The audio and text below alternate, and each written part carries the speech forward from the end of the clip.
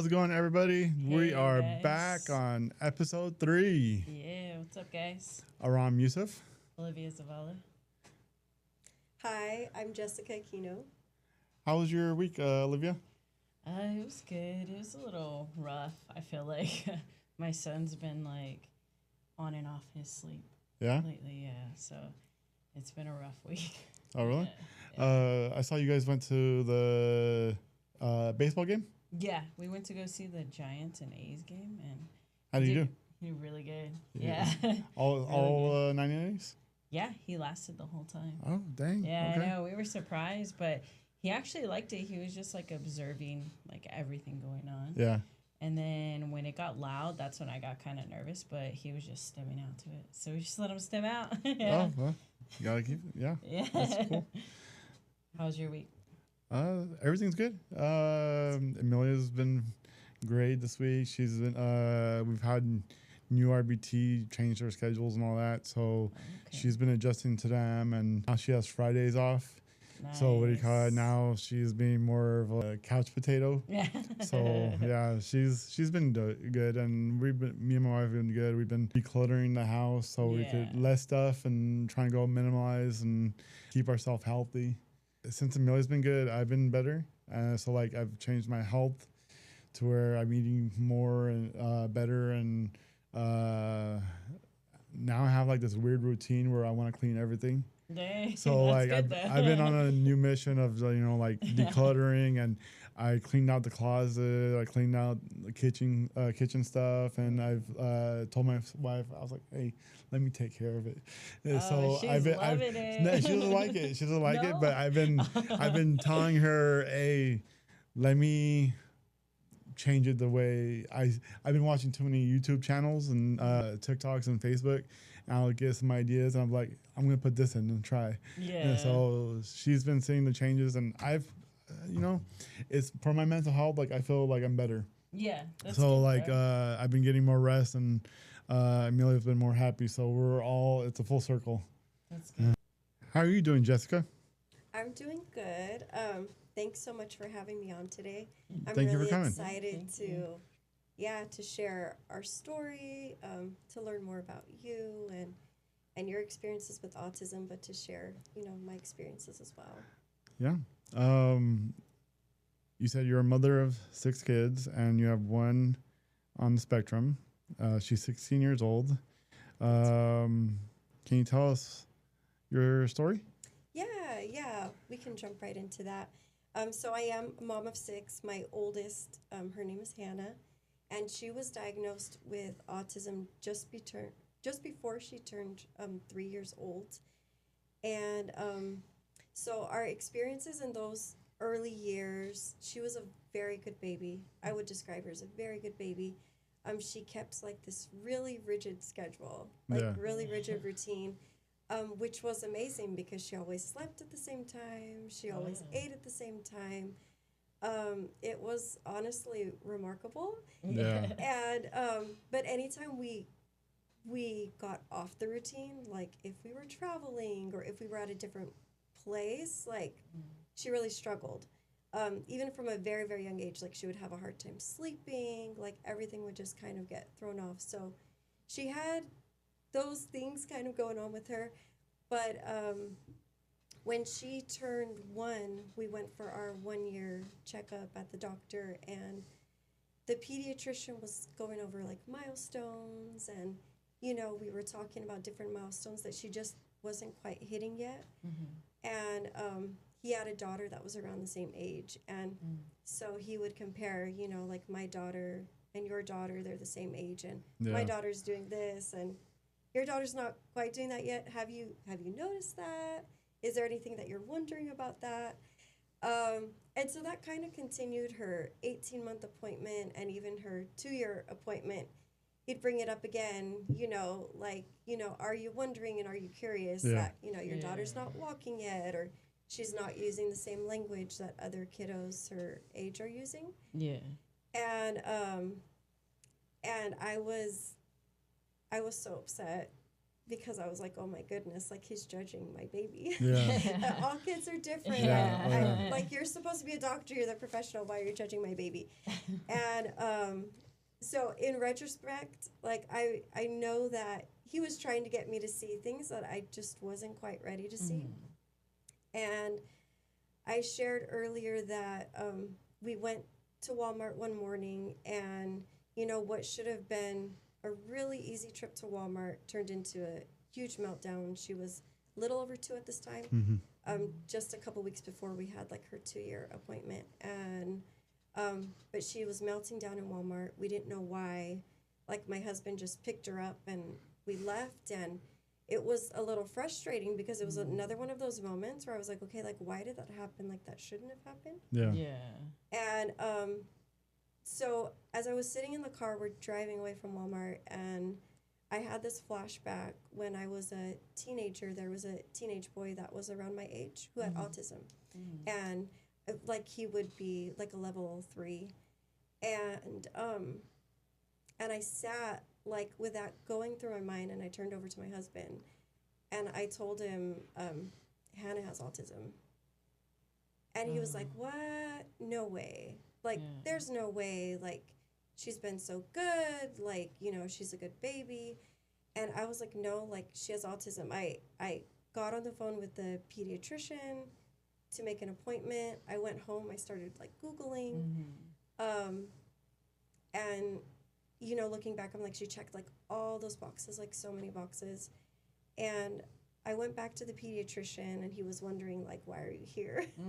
You know, this isn't one of like the normal checkup things. And I told him, I kind of laid it out, and I was like, look, like, you know, she's not hitting all the milestones that kids her age are hitting. And verbally, like her language just, like it was not there. Socially, it was not there. Like she didn't have eye contact. She wasn't interested in other kids. So I was just like laying down like all of these things, her organization of toys, like rather than playing with them. And you know, like we thought she was so smart because she could complete like puzzles when she was 2 years old, you know? Oh, wow. And so I kind of laid all that out, and then I asked him like, so what do you think? And he said, well, you know, I don't diagnose. Somebody else will have to do this. We'll have to take her to get tested, but I think she has autism. And hearing him say that was kind of like, okay, well, I already knew, like I had already accepted it, so it was emotional, but also like affirming, like, okay, there really is something going on here, something that's like more out of our control.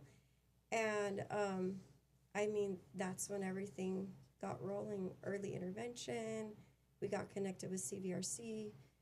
That was where she ended up being diagnosed, and yeah, so our journey kind of started from there. From the time from 16 years ago to now, do you see a difference from like what you went through, and then you see other parents like on social media and other, like, do you see like it's easier for parents or for doctors or parents to recognize something, or the difference between the 16 years? Yeah, I think it is a lot different now Yeah. than when my daughter was originally diagnosed.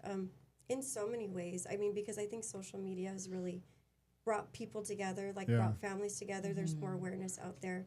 Families being able to share like their own experiences.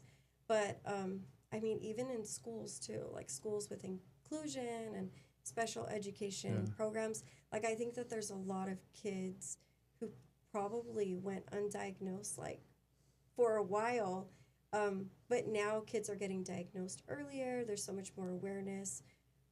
At schools, like people are more aware just in society in general. Yeah, there's a lot more knowledge. Not as much as there needs to be, right? Like I think we can admit that, but definitely more, than like 14 years ago when we were trying to figure all those things out. What would you say was like the biggest challenge navigating through like school years from like like when she got diagnosed like to now? I think the biggest challenge in the early years was being confident enough in my own voice. Mm. Because I do feel like when she first started in school,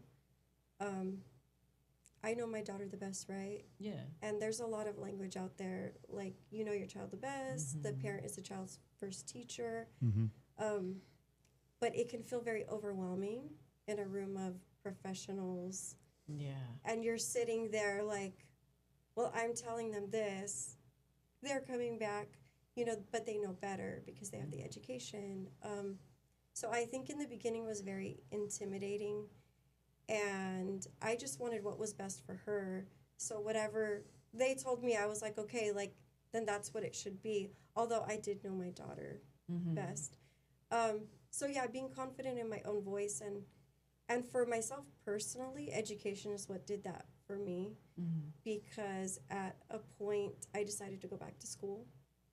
And I went to college. I got a degree in child development. I took a lot of special education courses.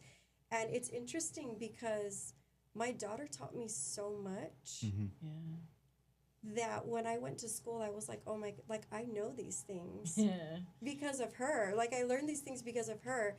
But having the education to back it up, it really changed my confidence in being able to navigate a system that is really overwhelming for parents. Yeah, for sure. I remember when we first went in, I was just like, what is happening? Like, even now, like, I mean, we've had he still goes and like has his appointments, and I'm just like, whoa. Like, I just told my mom, I feel like someone's like choking. Like, okay. But then you're like, also you're like, well, no, I know my son. Like, you know, like, just like you said, like, I know my daughter. Like, this is what she's doing. Yeah. So I can understand that a lot. Do you think that there was like a moment you realized like you had to become the louder voice in a sense for your daughter? Like, any specific time where you were like, no, like you had to say no or had to have the courage to speak up?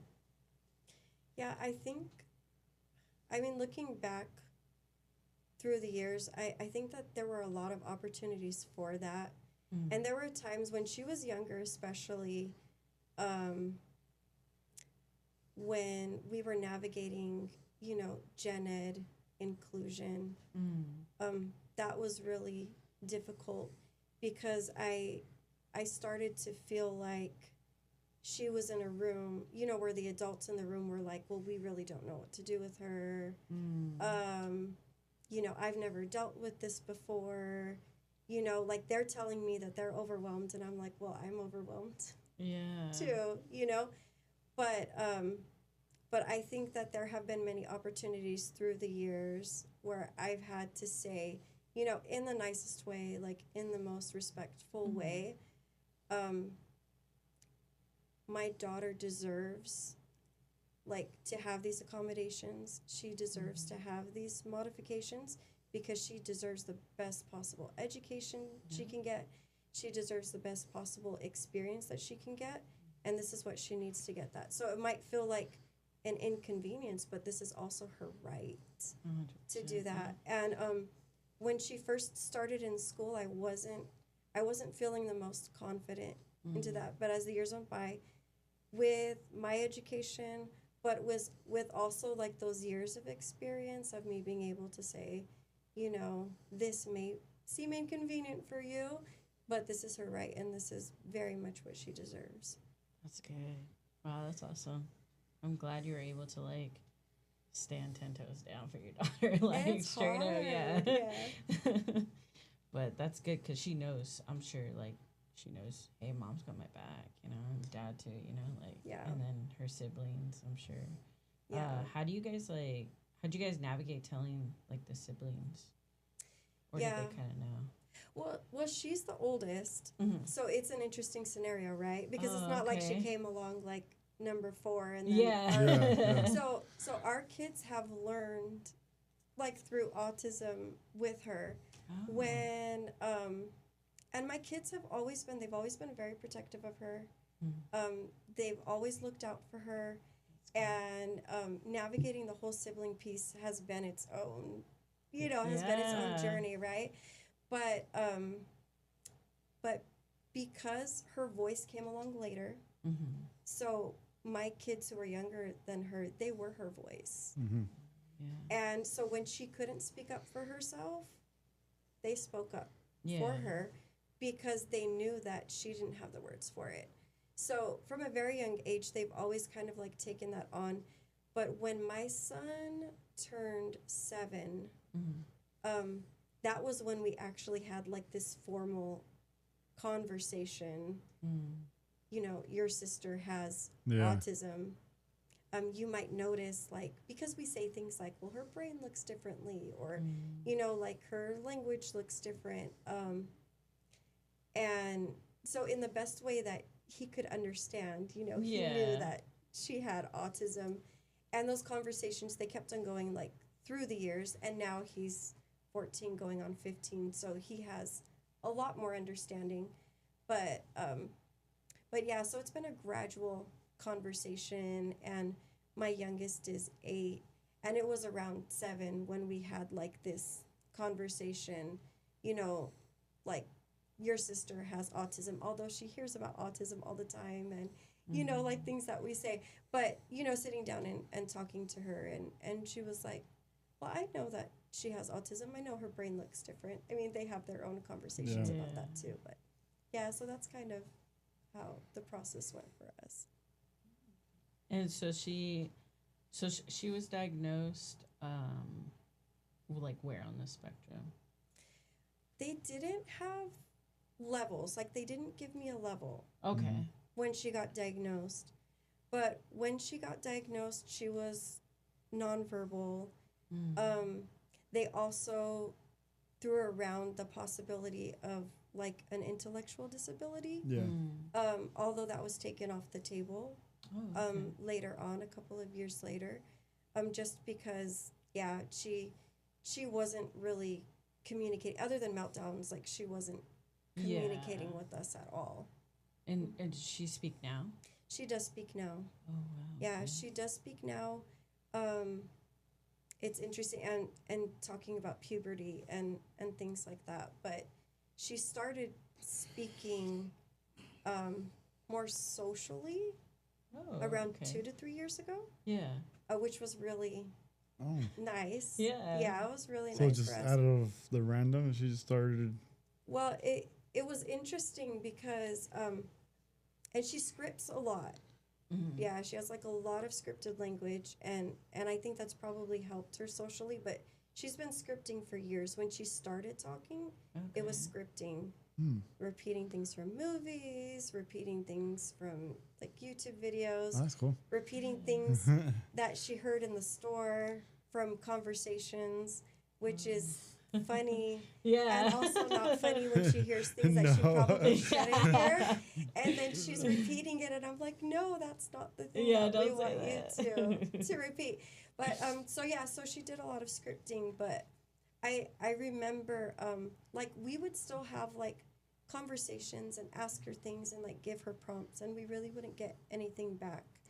And then I remember like one day when she asked me a question, and I was like, Whoa. Yeah. that was cool. Yeah. Like, that was really cool. So yeah, she started speaking more socially and using more language. She doesn't talk a lot. She does script a lot, but she doesn't conversationally talk a lot. But when she does, it's really nice. What Yeah. was her first words? Her first words? Yeah. Her first words that she said were from a song. So that's how she started scripting. That's how she started That's when she started scripting. Oh, Yeah, wow. because she loves music. Yeah. She loves music. And when she was little, and it used to drive us absolutely insane, but she'd have specific songs that she liked. Yeah. And then, but she liked little segments of the song. And replay it. Yes, Aw. like little 7, 8, you know, Yeah. clip of the song. And so it would be that song, but she would just go back and play the same part over and over and over and over again. So she did that so much. And so when she started scripting, it would be like those little parts of the songs that she really enjoyed. And Oh, I know what it was. Be nice and kind. Aw. Oh, okay. Yeah, there was a song that she really liked that she listened to, and it was like, be nice and kind, do a good deed, be nice and kind, say thank you and please. Yeah. And so she would say, be nice and kind. Oh, Yeah. okay. That's one thing the world does need to hear. Yeah. Yeah. 100%. That's true. Yeah. So before her actually saying words, did she use like PECs or like any like AAC device or anything like that? Yeah, we did sign language and we did PECs. Oh, okay. Yeah, when she was nonverbal. She did have quite a bit of language that she was doing through sign Yeah. language. Yeah. Oh, that's cool. Yeah. So going back to like the school setting, did she experience like any bullying or anything? Like since she's like almost graduating now. Yeah. Yeah, That's yeah, awesome. she's getting up there. Yeah, when she was in elementary school, we did have like little flare-ups of bullying. But my son was always around. Like there were things that he would tell me, and there were kids that he would be like, she needs to stay away from those kids. So there were things like that, but it was honestly really minimal. It didn't get really bad until she got in middle school Mm-hmm. when she was in 7th grade. Yeah.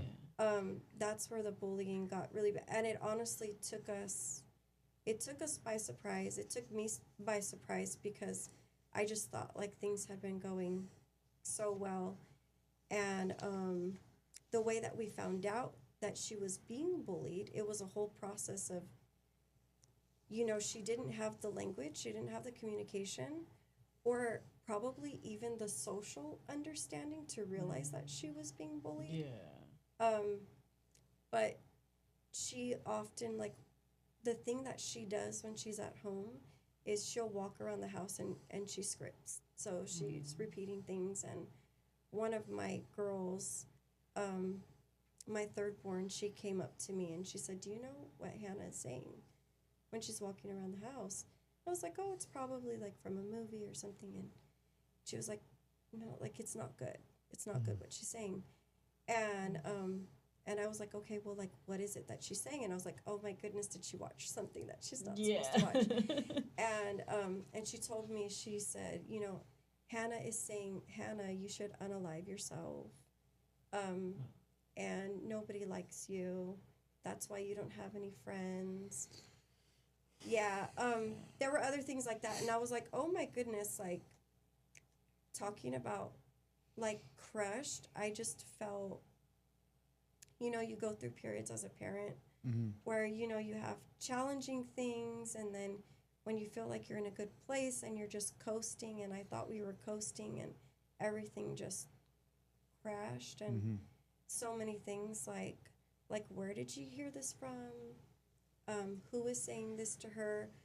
And then also the feeling of like that's my baby. I should be protecting her. I haven't been protecting her.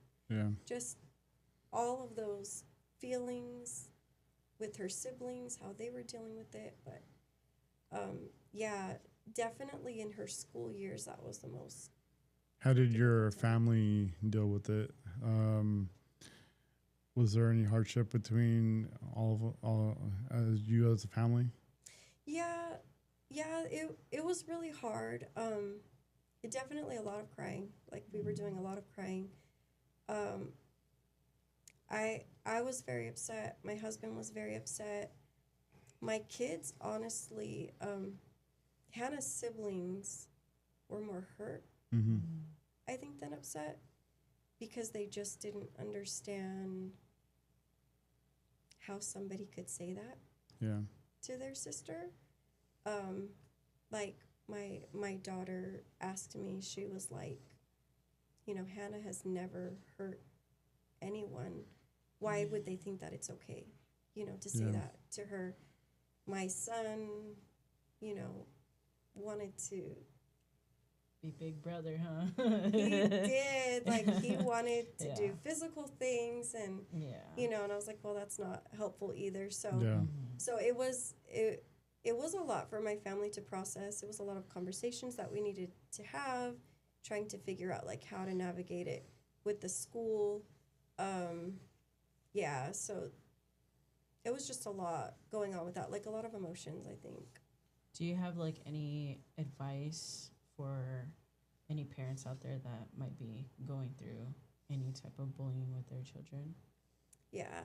I I mean, I think that we have to do what we know is best, and that's to advocate for our kids. And I did use my voice the most, like during this situation. Mm-hmm. Of course, giving the school the benefit of the doubt, also giving them an opportunity to fix the situation in a way that would make, things whole again, best that we could. And unfortunately, they weren't able to do that, and we had to pull her out. Mm-hmm. Because I just didn't feel like it was a safe Yeah. place for her there anymore. But yeah, I mean, if there's one thing that I tell parents in our situation is don't be afraid to advocate for your child, and don't ever feel like you're less than. There's professionals, there's administrators, and they have, lots of education, and they have other backing that we don't have. But we need to protect our kids, at whatever the cost. Yeah. Yeah.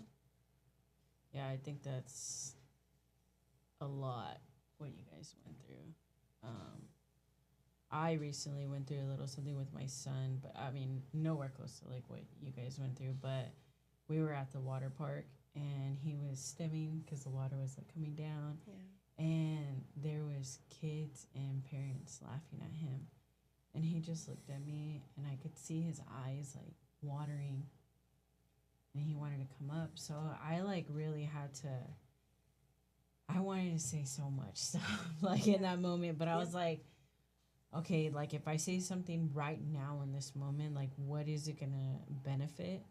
And right now, like ultimately, my son needs me and my strength.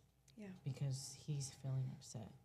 And I just held him and I just told him like, you're okay. And his sister got mad. She was like, you don't laugh at my brother. My brother has autism. You don't understand. You need to learn. Mm-hmm. So for her to like say that in a way nicer way than I probably would have said things, because but I was just also glad to know that like my daughter was able to stand up for him and recognize the behavior of like not only children but adults. But it really does come down to like these kids learn these behaviors from, it's either repetitive or like because they're learning it in their household or at schools, or just lack of education in a whole general sense. What strategies, supports, or mindsets helped your family manage like puberty for your daughter?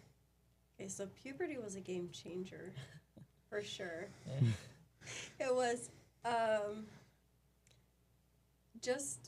I'm just gonna preface it with this. When she was younger, I remember telling our caseworker, because we were putting like so much work, all of these therapies, like all of these hours, and I told her I can't wait until she's a teenager, Yeah. and then things will be easier.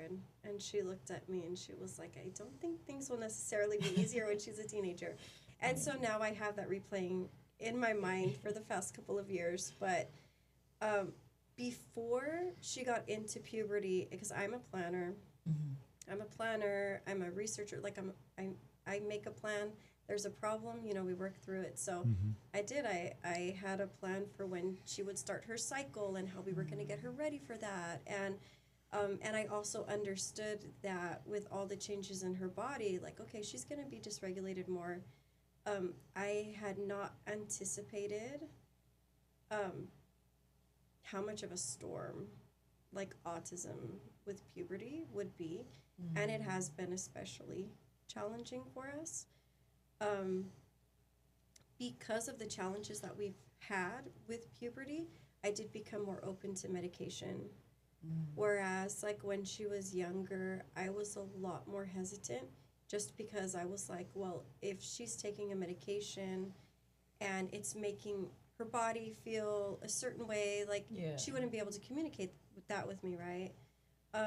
When she got into puberty, that was something that I had to open up my mind to. Like, I think we need to try this. You know, it's risky, and we don't know what like all the effects will be. So it definitely opened up my mind to medication and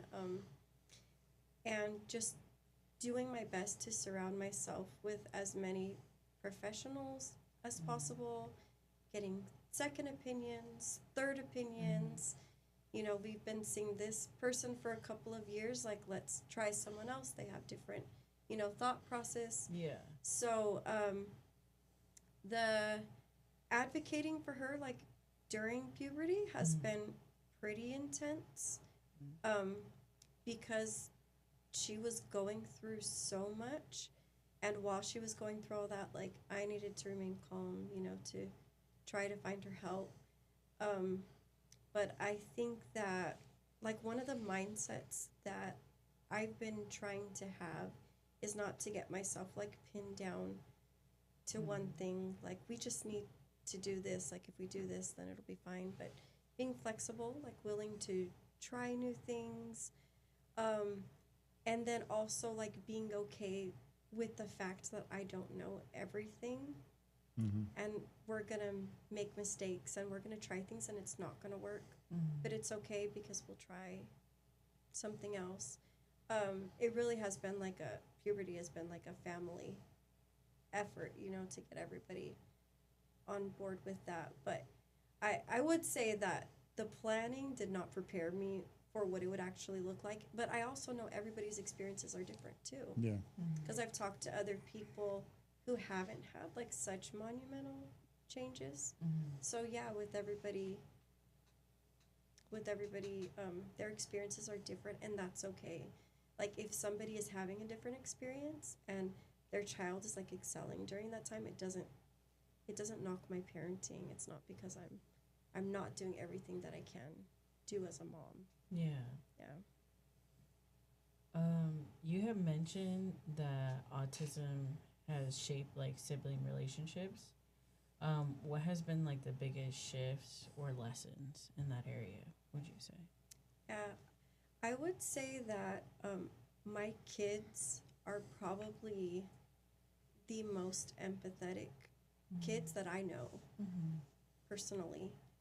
I love the way that they love their sister, and with all of its challenges and all of its downsides, and you know, because you worry as a parent, like I'm a parent to 6, I'm not a parent to 1. So, you know, I do worry sometimes, like, how they navigate, like, the hard things, because they are very hard. But to watch my kids just be, like, increasingly resilient, it's beautiful. A couple months ago, my son had to write a paper in school on the biggest challenge, you know, in his life. And we were talking about it as he was preparing for it, and he was like, you know, I don't have a lot of challenges. And I was like, well, I mean, I'm sure you can think of something, right? So he ended up writing about his sister having autism. And when I found out what he was writing on, I was scared. I was scared to read it. And were you to scared see in a what he way would of say. finding out what others would think, or like what he would share from his experience? I think I was scared to see, like, oh my goodness, like, we have a lot of conversations about it. Yeah. But, like, is this hurting him in ways that I don't know? So I think that was a little scary for me.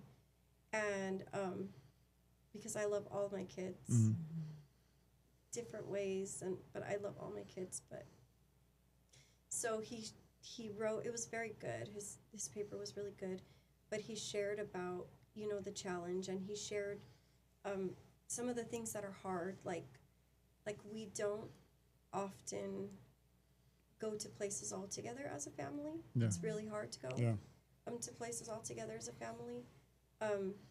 If we're going all together, there's like a lot of preparation that goes into that, and sometimes it doesn't always work out. And like, you know, you were sharing about a baseball game, which is like a huge milestone.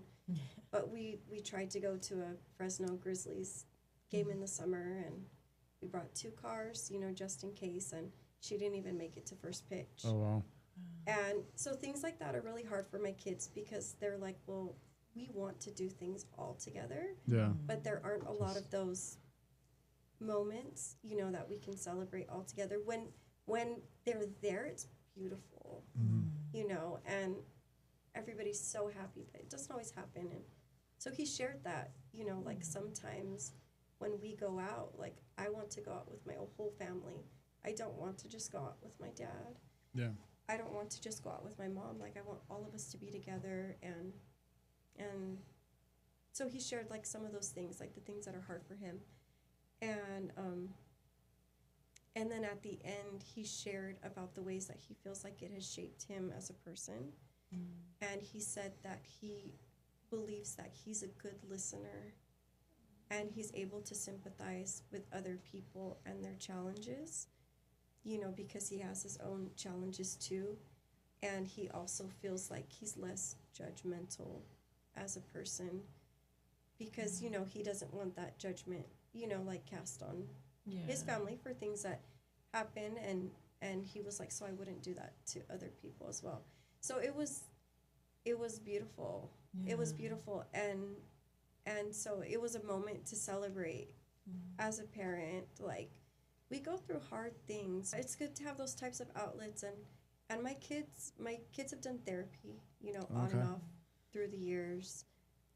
I think that's been helpful for them because I want to be a safe space for them. Yeah. But I also don't want them to feel like, well, I don't want to tell mom how I'm really feeling because it might hurt her feelings because they know I love, you know, their sister. So I think that has been helpful for them too, like having a space where they know everything is confidential. If there's anything that's really frustrating, like they can share it. There's no judgment. Is this like a one-on-one therapist? And did you like ask them to do it, or did they like say, I need to talk to someone? I asked them to try. Oh, okay. They were all apprehensive at first. Because Yes. when you asked them, was it in a way, what was the reason why you asked them? So I asked them if they would be interested, you know, in talking with someone, you know, about things that are challenging or things that are hard and things that they don't want to tell me. Yeah. So I didn't necessarily pin it on, like, I think you should go, you know, because of this reason. But I said, you know, and I gave examples because, you know, like, we went through this, like, that was hard for you. So it's good to have a space. So with all of my kids, it was always, can you go one time? And then if you don't want to go back, you don't have to go back. But it's never been the case that they don't want to go back. Oh, okay. Yeah. And so it's kind of like seasonal, like they'll go for a while and then, you know, like we'll have changes and other challenges will come up. And I'm like, you know, maybe would you like to go back? Yeah, I think I'll go back. Oh, okay. Yeah. So they feel better that they could talk to someone else instead of you and your husband? Yeah, I think, like I said, in the beginning, I think they're more like apprehensive about it. Like, well, we could just talk to you. Yeah. But I do think that it's important where they could go somewhere where there's like a separation. Yeah. With a safe person, somebody who can give them good insight. Whereas if they're really frustrated and it's really challenging, I don't want them to feel like they have to go someone that maybe is not going to give them like the best advice on the situation or, you know, have the best judgment. So, I mean, it has been helpful for our family. Okay.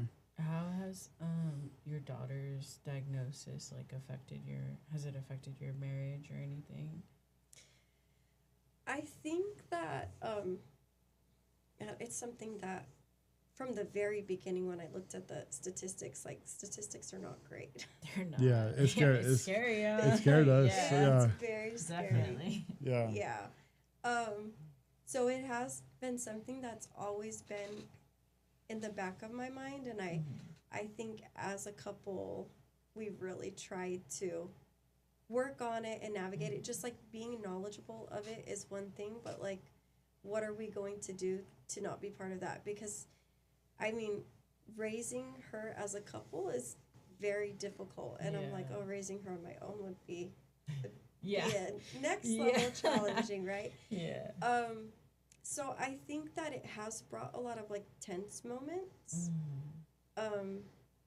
because, and I'm not sure what the dynamics are in every family. I think every family is different, but I do end up being like the primary caregiver, the primary decider, the primary advocator. Like, that's the way that's worked out in my family because of the job that my husband has. Like, I'm the one who can be more present. He can't be as present. And I think the more tense moments, and I've talked with him about it, is that sometimes I'm tired of making decisions and I want to offload it. Like, I want somebody else to take that role, but it's there and it's me, and carrying all of that can be really, really challenging. And but I'm the one who knows like all the nuances of her life, of her therapies and doctors and things like that. Like, it makes more sense like for me to do that. But yeah, so that part is a struggle because I end up carrying such a big chunk of that for myself. Yeah. Do you have any advice to anyone who's like married and navigating through raising an autistic child? I think that I would say like communication, like keep open lines of communication, even sharing how you feel, because even when I'm frustrated and I feel like I don't like that all of this is falling on me, communicating that out in the open and not just keeping it all to myself, I think is especially helpful, because then it allows us to kind of work through that and see where he can pick up on some things to alleviate some of like that mental pressure that I'm having. And then I also think like if, as you're raising a child together, I think it's important for everyone to have an active role in, I don't think it all has to land on one person. Like I said, with my husband's job, it's really hard because he's just not home a lot. But if you're there, I don't think it has to fall on one person. Like, well, you can handle it because you're better at that than I am. I think, like, don't assume that your partner is the strong one so they can handle it. Yeah. Because we are strong, but the strong ones need help too. Yeah. So yeah, don't fall into that assumption of like they've got it handled. Yeah, I think that can be like a really challenging position to be in. Yeah. Since the diagnosis of your daughter till now, how did it affect your friends and your family's relationship? Like your parents, your husband's parents, your friends that were close to you 16 years ago, are they still with you and have your back, or have some left and said, like, you kind of noticed the distance? We've had a lot of friends, we don't talk to anymore. We've cut off some ties and to help ourselves. Have you done any, have you noticed the changes around you? Yeah. I've noticed that in my own personal life, and I think some of it, like, there are some people who create that distance, right? So they're like, hey, this is going on, it's kind of like a gradual stepping out. And then there are those situations too where you realize they're not being understanding, they're not accommodating, like it's just not a good place like for my family to be in. Some of the struggles in the very beginning, because I got from a lot of people in the early years, well, she doesn't look autistic. Yeah. And we still hear that now, right? They Yes. don't look autistic. And so I wasn't sure how to make her look more autistic. Yeah. Yeah. But so we would get a lot of, like she still does to this day, like wear her headphones, but like she would wear her headphones to like suppress noise. She didn't give eye contact. She couldn't walk up to somebody and just say hello. She didn't give hugs, things like that. And those things, they seem small, but to some family and friends, like it was a big deal because I would get messages from people, when she comes over to our house, she should be giving me a hug. Like, why aren't you teaching her to give me a hug? Why aren't you teaching her that she needs to engage with the rest of the family? Because she's sitting there with her. At the time, she had a Leapfrog tablet and her, and her headphones. And the way that I looked at it is that we made accommodations so that we could be present with like family and friends. Yeah. But they looked at it as disrespectful. And I'm thinking to myself, like, if we don't make those accommodations, then we can't be there. It just wouldn't work. Yeah. But for some people, it was just really hard for them to understand and to respect that. The boundaries, And respect and understand that she's different and she's navigating the world differently. It was just, for some, like, family and friends, it was just really hard for them. I feel like it's like really hard in general too. Like for us, we struggled with like the grandparents because grandparents, they like to hug on all of us, and we would tell them like, hey, like our son needs a lot of space. And my daughter, she would say that too, like, my brother needs space. But of course, they don't want to see or hear that, like, because like in our heritage, like hugging and giving a kiss, like that's just the thing. That's just how you greet everybody. So it was really hard for them to understand that. But I feel like we're very like set in our boundaries too.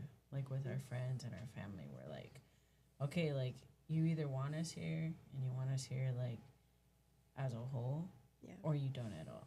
It's that simple. Like, and that's how we had to lay it out to everybody. And we're like, this is our son. He's not going to change. This is who he is. You accept it or you don't.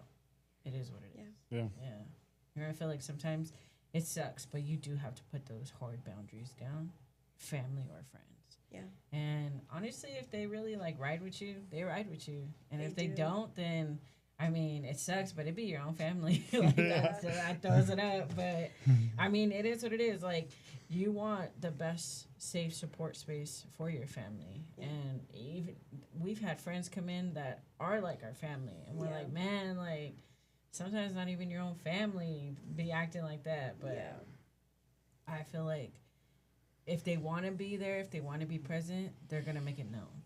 Oh yeah, yeah. The ones that ride with you, they do ride hard. Yeah. They do. Like, it surprises me sometimes because I have some very close friends. Like, and if they know that we're coming over, they know, okay, like, well, this is going to be Hannah's space. And, like, I have some friends that are, like, they make sure to have, like, her favorite snacks there. Like, wow, like that's all awesome. the things. It's beautiful. And things like that make this journey like really beautiful, like when you find people who are just so accepting, and your kids feel it, because I know my daughter, like, she just feels so comfortable there, as opposed to being in a space where there's like all these expectations and and she's so overstimulated, like she's overwhelmed, but like she can actually be herself, and like people are really embracing that. And I feel like kids feel on that. Like, they feel people's energy, like, everything, like, 100%. Because even my daughter says it. She'll be like, Mom, like, they weren't nice. I'm like, no, they weren't. I did want to ask, like, what made you, like, want to come on and, like, share your story with, like, publicly, like, with everybody? Yeah, honestly, it was kind of unexpected for me that I saw on Facebook that you mentioned that you were wanting to interview parents and you're doing this podcast, and I was like, oh my goodness, like I should do this. And when I told my husband, he was really surprised, and he was like, I can't believe that you're doing this. I'm a very private person. When it comes to my family, I'm very private. But my initial thoughts were like, this is probably a really great way to connect with other people, like who are going through not the same journey, but similar journeys and similar challenges. And then I also thought too, you know, there are probably some people, I know when my daughter was 2, I could have benefited from hearing other stories. I think it could have been really helpful for me. I think a lot of new parents are stuck and scared. We were scared at first, and we didn't know who to talk to. There's tons of Facebook groups, and we're like, okay, let's add that, let's add that. But who do we talk to? Who do we talk to? And as we're now like at close to 6 years now, we've met other parents who are brand new to this, and they're still learning. And we're like, come here, we got you. Here's the classes. Here's the doctors. Here's the programs. Who's CVRC you could talk to. Who's all this, and now they're being guided. We're helping them because it's just like, we're young. You're 16. We're 6, and then like someone who's brand new, it's like we're just telling you what we know. I mean, this is just the top of the cake. I mean, you have more than us, and it's like, so we've guided 1 or 2 people that we saw that they needed the help, and they look like the deer in the headlights. And we're like, before we ask you anything, here's our help. Here's our number. We know you need the help. We could see it in your face. And we've helped like 2 people already. So we're like, all right. And they still having contact. They get in contact with us. They talk, and sometimes we just say, hey, let's go for coffee. And I know you need the help. Sometimes it's not just the services, it's having a friend to talk to. And it's like, it's hard to go to someone else, like my regular friend, and talk about it because they don't know the experience. But when I go to, say, you, or we're going to chat and we're going to understand each other, you're going to know more than me. And it helps a lot of people. And I think something like this, like, hey, let me contact this person to see if they know someone. I hope it helps more people. I feel like we live in a world right now where, well, honestly, for a very long time, where there's just like a lot of hate and anger in the world. And spreading love and kindness, like takes 2 seconds to ask somebody, "Are you okay? Do you need anything?" But I think for us, like starting this, it was just like, wow, like we want to help as many people as we can, and we know that there's a lot of people out there that never got a chance to have their story being told. And I think if anybody obviously like needs any other assistance, or we're learning too as we go, but I think for the most part, like when you start this journey, at least for me, like me and my husband felt like, whoa, what is it, like what's next? Like you kind of feel alone in a sense, like it's just you two, but then you realize like as you're continuously growing, like even the psychologists or like they're like, you know, whatever you guys need, like, are you okay? And then like hearing that too, like, oh, are you okay? Like, how are you doing? You're like, whoa, I thought we were here to talk about my son, you know, like, but it felt nice to hear that. That's why I say like kindness goes a very long way in life, for sure. If you could go back and speak to yourself at the beginning of the journey, what would you say? I think that I would definitely tell myself that I need to be kind to myself Mm. throughout the journey.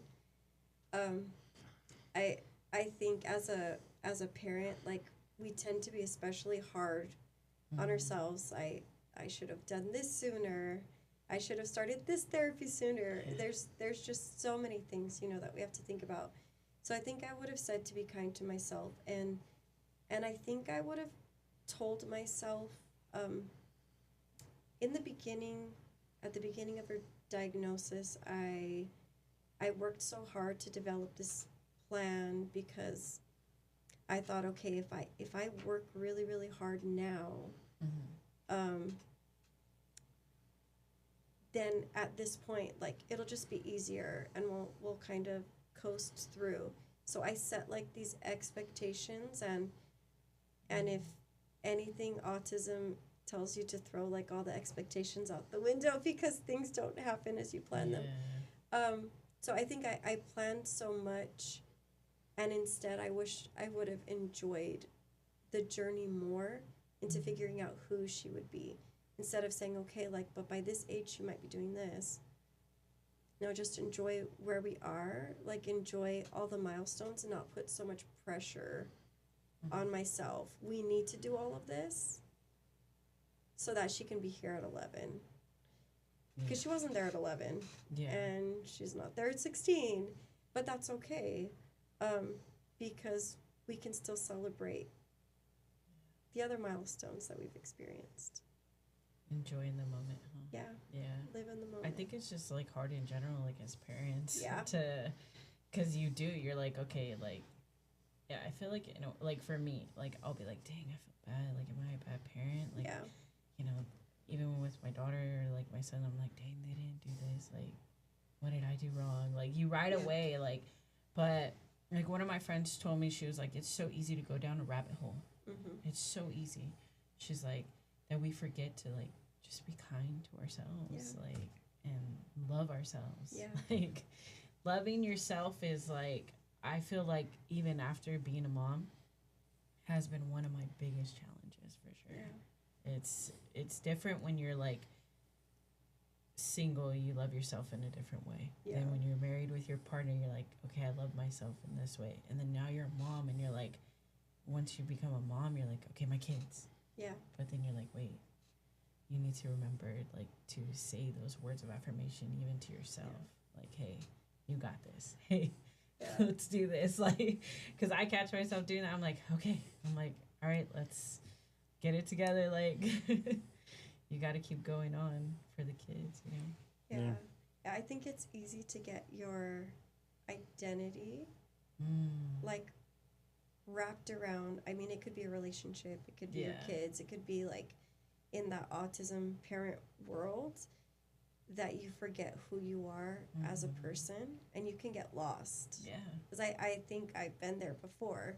Like, you can get really lost, and before you know it, like, you forget your identity, you forget, like, you have agency, and you still are a person. Yeah.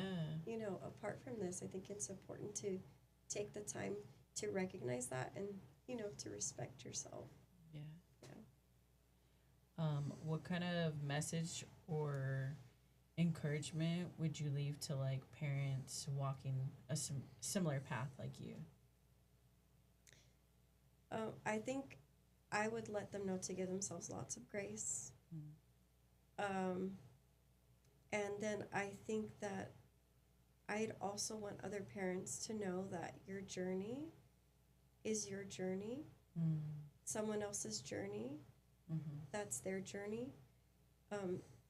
It gets really complicated when we start to compare where other kids are at their ages and stages, and not just typical kids, but other kids with autism. And you know, we can start to feel like I must not be doing as much, or I've even seen myself with other parents. They're like, well, my child is doing this, but it's because I did this. But recognizing that each of our children are unique, whatever level they're on, 2 level 3s can be 2 totally different kids. Yeah. Each of our kids are unique, and that's okay. And it's okay for them to take a different path and for their journey to look different. But we celebrate where we can and celebrate big. Yeah. In March, when my daughter turned 16, she has never been okay with the birthday song. So when it was her birthday, we never sang to her. Yeah. Because we did when she was 3 and we did when she was 4. They were both major catastrophes. So we would have cake. We've had cake every year for her birthday, but we've never sang happy birthday. She let us sing this year. Oh, wow. That's She let us awesome. sing happy birthday to her on her 16th birthday. And she stood and she danced, and I told everybody, anybody who wanted to listen, I was so excited. Like, we got to sing happy birthday to her, and it seems like such a small thing, right? But no, it's so big, but that's one of her milestones, and it's a part of her journey, and it's going to look different from other people, but that's okay. Wow. It's okay, it looks different. I feel like so far, like, what it's taught me, like, I've always been grateful for, like, everything that like God has gave my family.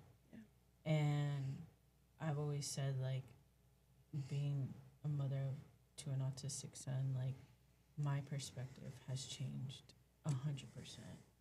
And like you said, like, the little things, like, those are huge things, but it makes you feel you need to be grateful for everything that you have, because there's people that, like, I mean, even in the hospital now, like, fighting for their life, like, you need to be grateful for everything. Waking up in the morning, you know, your kids waking up, like, your kids being able to, like, eat, like, it goes down to that little thing, to every little thing, like, being great. And not to say, like, I wasn't grateful, but I just feel like as you're going through life, you're like, okay, yeah. But then, like, now it's like, I feel like God's like, okay, hold on. I need you to be grateful for everything that I get. And yeah, I see what you mean, like, cherishing everything. Yeah. It's, Can we also talk about your faith? Has the diagnosis with your daughter, has it broken your faith with God, or has it made it stronger with them, or did you lose faith at one moment and then found yourself again? Or can you tell us a little bit of that? Yeah, so I've been through, a number of challenges in my life. And what I have appreciated about my faith in particular the most is that my faith has helped to uphold me during those challenges. And I know everybody's experience is different, and I can't speak, for other people, but I know for myself that having that feeling and knowing that there is somebody walking alongside of me has been so helpful. Something I can't see, something I can't touch, but it has helped to give me hope, during the times when I felt like things were so difficult and I'm on my last leg. I don't know how much longer I can hold on, but knowing that there is somebody, walking alongside of me through that, it has helped me. Okay. yeah, I could definitely say too, like, for me, I've caught myself, like, taking breaks, just going and crying and praying, and I'm like, okay, God, like, I just give it to you. Like, I know that you have always provided a way. You have always shown our family in your own way. So just asking, even if it's, like, just something, like, so small, like, God, just please let me get through this day. Yeah. God, just please give me patience. God, just please, like, show me what it is that I need to do. Yeah. those little things, I feel like you're, for one, proclaiming it out. Yeah. You know, in the Bible it says you proclaim it out out into the world, it will come. Yeah. So that already was, I was like, okay, like I already know, like you have to say it out loud. You have to proclaim it, and it will come. Yeah. And I know that for a lot of people, like in their faith, like it could have shaken them. Yeah. With it, because obviously, like the first thing you ask yourself is like, why? Why did this happen? Why us? Why this? Why that? But then you forget to like take a step back and think, okay, God has given me this opportunity to raise, in my sense, like my son. Yeah. And has given me the opportunity to see in a different perspective than I have seen already. Yeah. Which is like my take on it. And I know everybody has their own takes and, you know, of what they believe too, but I definitely agree, like, knowing that somebody's walking next to you on top of, like, obviously, like, having your spouse and your other kids and stuff like that, it feels good to have. Makes you feel a little less alone sometimes. Yeah. Yeah. Honestly. Yeah. So I feel like a lot of times too, we can feel very alone. Yeah. Like, and it's not like bashing on our spouses or anything, but like there is times like you just feel alone, and I'm sure they feel that way too. Like in times, you know, I mean, I'm sure you could hit more on the head with that, like being the man. Like, I'm sure you guys feel. Yeah, like as a man, we you know, keep our emotions to ourselves, and we basically are in a own little world, and we can't show our emotions because we're the man. We're gonna be like, if I fall, then everything else falls. Yeah. It's like, so yeah, there's times where I'll feel alone, but you got to talk to your wife and, I mean, your significant other to, you know, to help you push or help you realize, hey, you're not alone in this. So, yeah. We just have one last question. And this is just like a general question. Like, do you have, like, what is your message to the world? I think my message to the world is to be nice and kind. It takes so much more energy to be snarky and mean, and if we all were just a little more curious about each other, rather than like casting judgment, we just leaned in with curiosity and we approached with kindness, I think the world would be a better place. And I think that our kids would be in a much better spot in so many places in society. Oh, yeah. Yeah. So I think that's what my message would be. Okay. Well, we just want to thank you again for coming on, sharing your story.